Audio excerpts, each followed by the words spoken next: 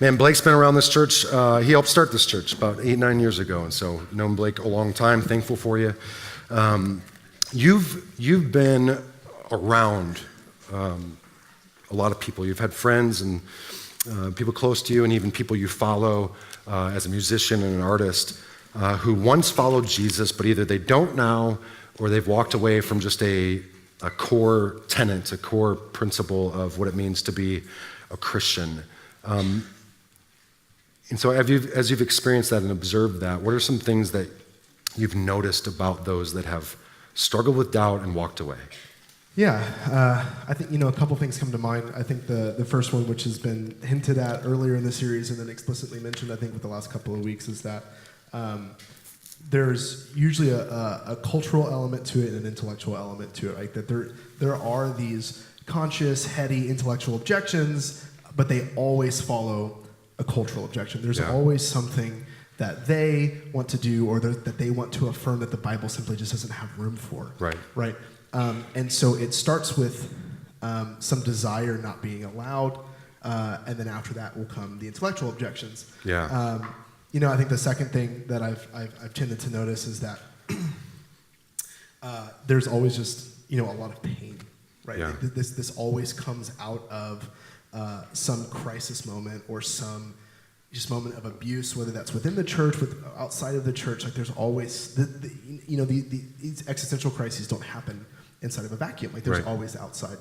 And despite we can affirm Romans 1 and say that when people walk away from the faith, myself included, it's because I want to, or there's something I want that's not allowed within the Christian framework.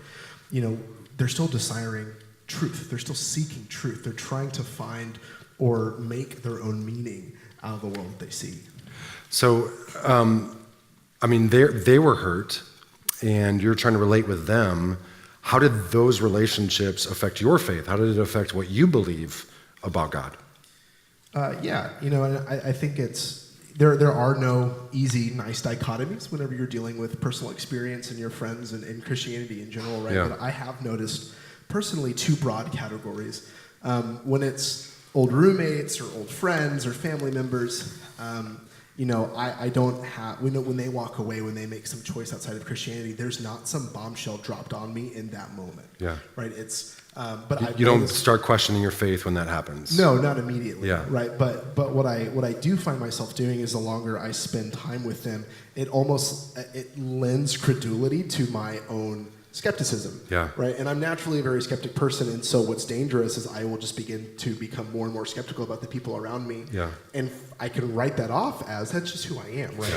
But in reality, when that gets really bad, it can be Sunday morning, and I'm playing, I'm looking out at the congregation, and I'm skeptical and questioning every single person that I see, every single religious affection, every single thing that's said, every single piece of communion that's taken, right? My skepticism will just grow, and it will just harden my heart in many ways.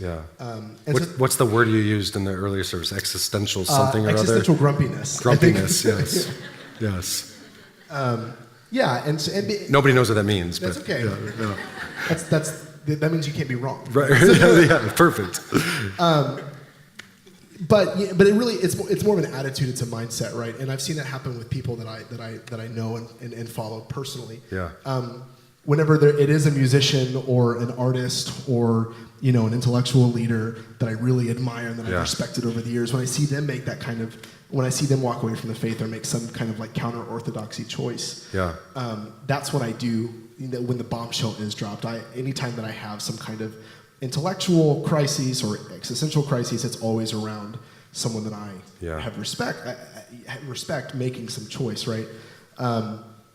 It's the most recent time that I can think of. I think it was in like 2016. It was a couple of years ago. Another one of the musicians I really love was like, hey, I'm done with this. I'm done with Christianity as a whole. I think it's unloving. I don't think it cares for people. Right? And as he said this, I was already kind of struggling with some of that stuff. And I said, you know what? He's right. I'm done. Right? And I ran towards the immediate comfort of relativism. Right? Because I think that there is some sham. There is some false facade of comfort in what you said, in that, okay, everybody's just following their truth, and that means that everybody's happy. But It's funny that you talk about how quickly that fades, because for me, that comfort faded within about 10 seconds, I feel like, because I said, okay, I'm done. Relativism is awesome. I'm going to check Twitter, right?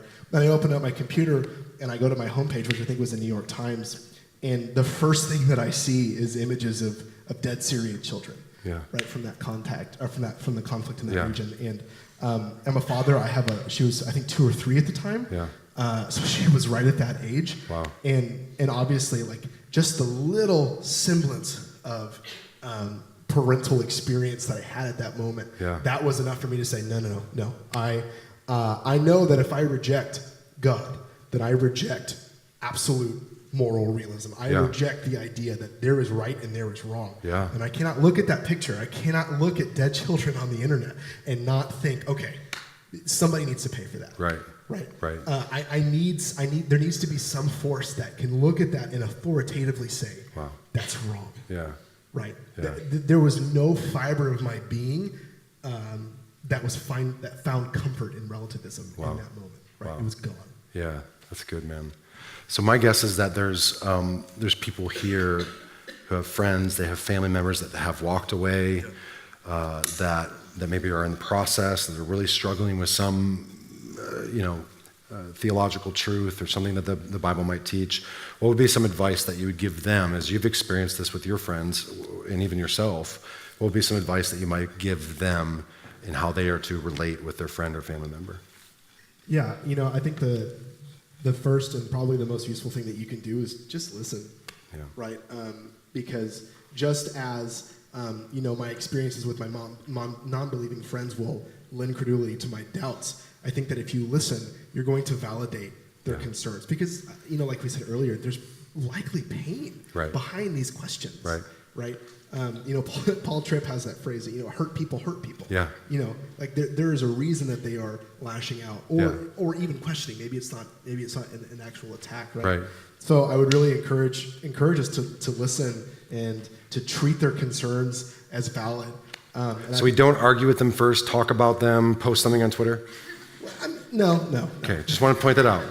That's the first thing. Listen. Okay, it's a really, really profound idea. I was going to make a joke about like 180 characters, but it's gone. So okay, it's gone. Listening, and then I think the second to that, it's just, I think it's a matter of remaining in their lives, if that's possible and feasible. I know that every situation is different, but remain in their lives and just be consistent, because again, the comfort, consistent in your presence with them, because the comforts of moral relativism are fleeting. They will not be there forever. Right. And if it is a situation where they still, they are believers and they're going through a phase, God is going to call them back. Right. And your consistency in that relationship it's going to show the steadfastness of the moral system that is offered by Christianity. Right. And so almost more than any philosophical treatise that we might be able, any 20-point argument that we could show, which is necessary sometimes, I believe, but just the steadfastness of your faith and Jesus moving through you is going to be a much better apologetic, because again, that consistency is what's ultimately going to change hearts.